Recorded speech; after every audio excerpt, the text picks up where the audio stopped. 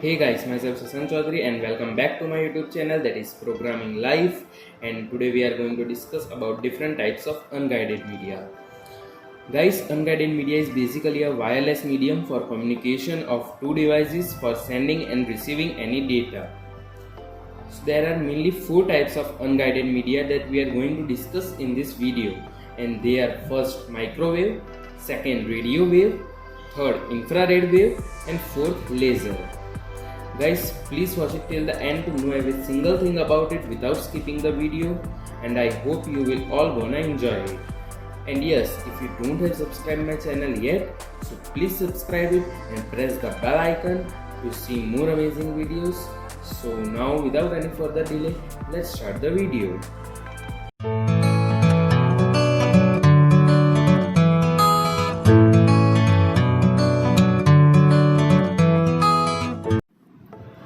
So guys, before discussing unguided media, we firstly need to know about the wave propagation, through which the signal transmits from one place to another. So I had already made a video on it.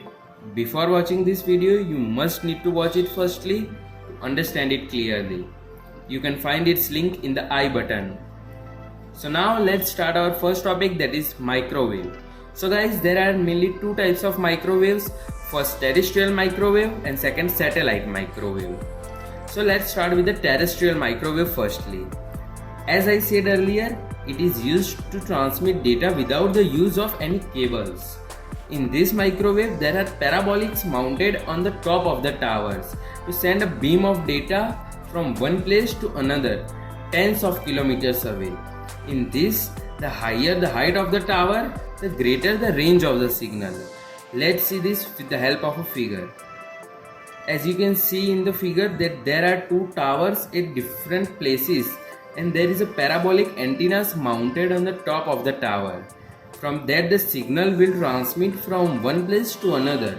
But the main disadvantage over long distance transmission is that both the towers are compulsory need to align physically, facing at each other.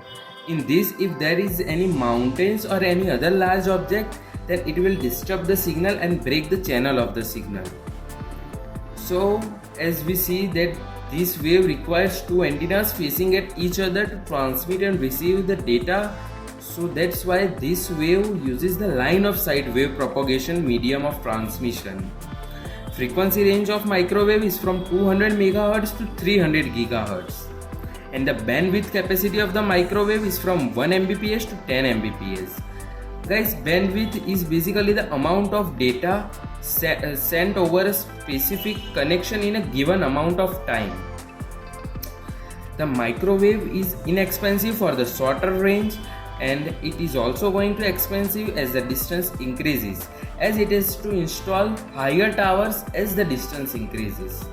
Attenuation in the microwave is affected by the environmental condition and the size of the antennas. Friends, attenuation is nothing but the loss of the signals that we are facing sometimes due to the weather conditions or any other reasons. So guys, let's move towards our next topic, that is satellite microwave. If we want to transmit data over long distance, then we need to go with the satellite microwave transmission. In this transmission, the transmitting antenna on Earth's surface firstly sends the signal on the satellite that is moving around the Earth in the orbit of the Earth, and from there it will be reflected back to the Earth's receiving antenna. To solve the problem of connection loss due to the buildings or any other large objects in between. In this method, we need to launch the satellite on the orbit of the Earth. The average lifespan of any satellite is from 5 years to 8 years. So in this, we need to take care of this also and send another satellite before the damage of the previous satellite to avoid any kind of inconvenience. So guys, now let's move toward our next topic, that is radio wave. Firstly, before starting radio wave, let me tell you that there is not any clear-cut difference between the radio wave and the microwave. Simply the electromagnetic waves ranging in the frequency ranging from 3 kHz to 1 GHz is known as radio wave, and the electromagnetic waves ranging in the frequency between 1 GHz to 300 GHz is known as microwave. Radio waves can also penetrate building very easily, and like microwave, it doesn't need any towers or antennas to transmit or receive the signals, and it uses both sky and ground propagations, as it is omnidirectional waves that it can transmit in all the directions.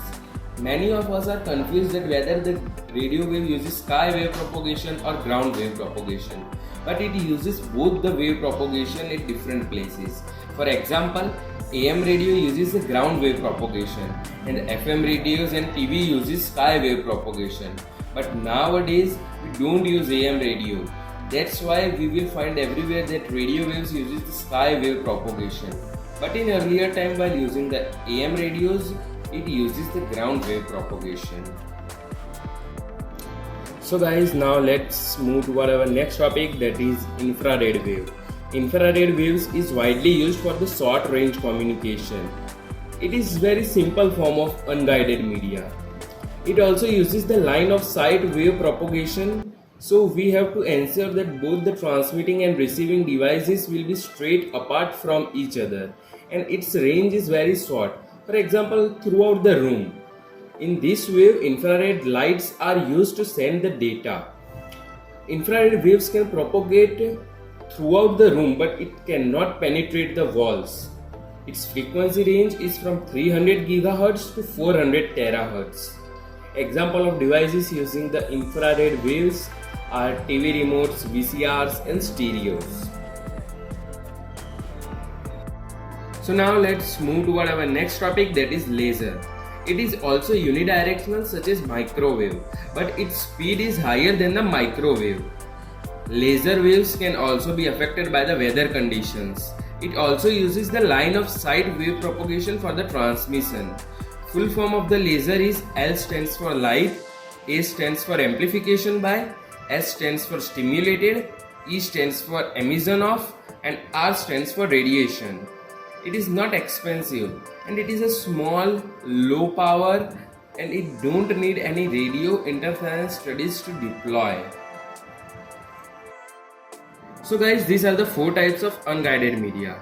I hope you all like this video, and if you have any doubt, please tell me in the comment section. I will surely gonna answer it.